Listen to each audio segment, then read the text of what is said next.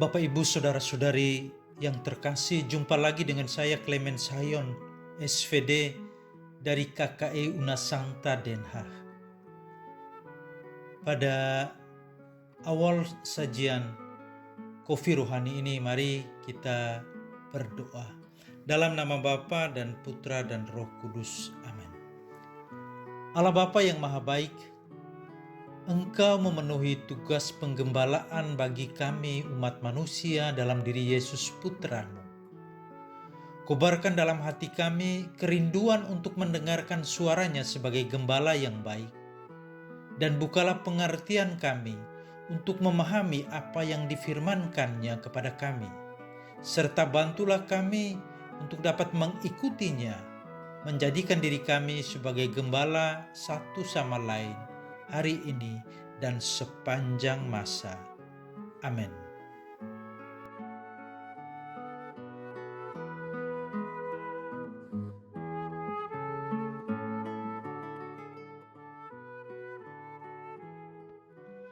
Inilah Injil Yesus Kristus menurut Yohanes. Akulah gembala yang baik. Gembala yang baik memberikan nyawa bagi domba-dombanya. Sedangkan seorang upahan yang bukan gembala dan yang bukan pemilik domba-domba itu sendiri, ketika melihat serigala datang, meninggalkan domba-domba itu lalu lari, sehingga serigala itu menerkam dan mencerai-beraikan domba-domba itu.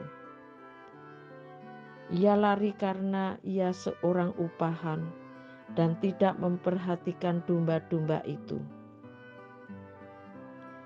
Akulah gembala yang baik, dan aku mengenal domba-dombaku, dan domba-dombaku mengenal aku. Sama seperti Bapa mengenal aku, dan aku mengenal Bapa, dan aku memberikan nyawaku bagi domba-dombaku. Apalagi padaku domba-domba lain yang bukan dari kandang ini, domba-domba itu harus kutuntun juga, dan mereka akan mendengarkan suaraku, dan mereka akan menjadi satu kawanan dengan satu gembala. Bapa mengasihi aku, oleh karena aku memberikan nyawaku untuk menerimanya kembali. Tidak seorang pun mengambilnya daripadaku, melainkan aku memberikannya menurut kehendakku sendiri. Aku berkuasa memberikannya dan berkuasa mengambilnya kembali. Inilah tugas yang kuterima dari Bapa-Ku. Demikianlah Injil Tuhan. Syukur kepada Allah.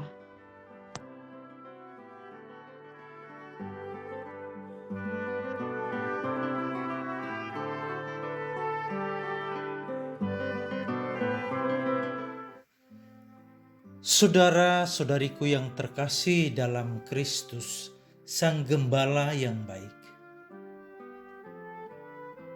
Apa yang kita dengar dalam Injil tadi? Dan apa pesannya buat kita pada minggu keempat masa Paskah, sekaligus minggu panggilan ini? Yohanes menulis kata-kata Yesus yang dengan tegas mengatakan, "Akulah gembala yang baik. Gembala yang baik memberikan nyawanya bagi domba-dombanya." Lalu apa hubungannya dengan minggu panggilan ini? Pada hari ini tentu kita dengarkan banyak seruan untuk mendoakan panggilan. Dan semua tahu di mana-mana kita diminta mendoakan panggilan untuk kaum klerus, religius, biarawan-biarawati, para imam, calon imam, diakon. Apakah hanya mereka yang terpanggil dan mesti didoakan pada minggu panggilan ini?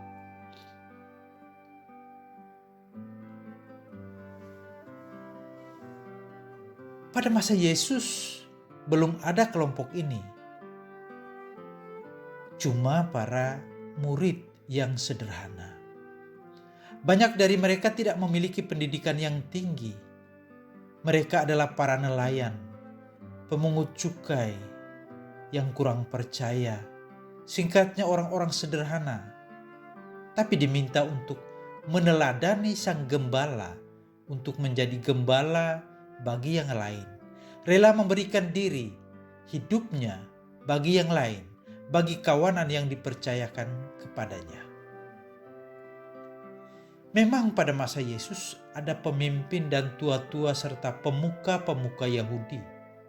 Tapi mereka tidak melaksanakan tugasnya dari hati.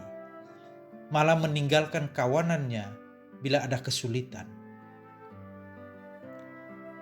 Yesus menganjurkan fungsi dan peran gembala yang baru. Yang intinya adalah kesediaan untuk melayani dan rela berkorban bagi yang lain. Seperti yang dia lakukan. Inilah tugas sebagai gembala yang ditunjukkan untuk setiap kita. Karena kita dipanggil untuk menjadi gembala satu sama lain. Mengikuti contoh Yesus, gembala yang baik. Karena itu, Minggu Panggilan sesungguhnya mau mengajak kita untuk merenungkan panggilan kita masing-masing. Sebagai pria atau wanita, awam atau religius, yang bersama atau sendirian, merenungkan peran apa yang sudah secara pribadi saya lakukan, saya kerjakan sebagai pengikut Yesus, yang punya DNA dan stempel Kristen, serta tetap menjaga kesatuan sebagai gereja. Karena gereja adalah kita semua. Untuk itu, mari kita saling mendoakan agar kita menjadi gembala satu sama lain, mencontohi Yesus gembala agung kita. Dialah satu-satunya gembala yang baik bagi kita. Amin.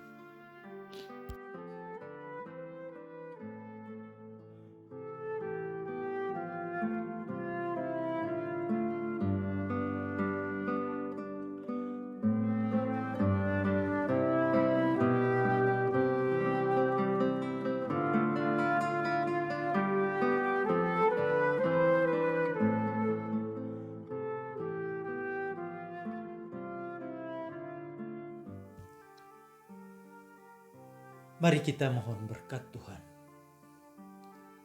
Saudara-saudariku, percaya pada kebangkitan berarti memulai hidup baru dari awal, bangkit dan beranjak ke depan. Yakin pada apa yang akan datang.